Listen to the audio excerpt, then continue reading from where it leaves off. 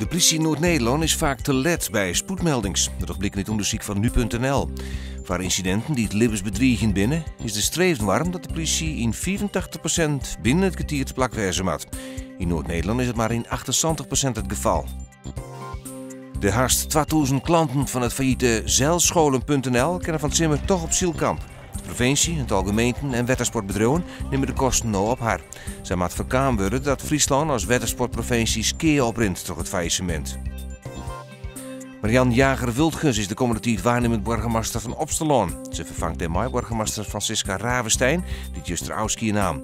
De 60-jarige Jager-Wildgens uit Jesterwoude, wie ons begin dit jaar wethouder in de gemeente Boarsterhim. En eerder wie onder andere wethouder in Eerstellingwerf. Joen en vannacht bewolking, opklarings en zo dan wat rein. Het wordt 11 graden. Ik moon een protte bewolking, maar wat lichte rein. Middags wat meer zin. Het is dan 17 graden en er zit een matige en vrij krachtige noordwestenwind.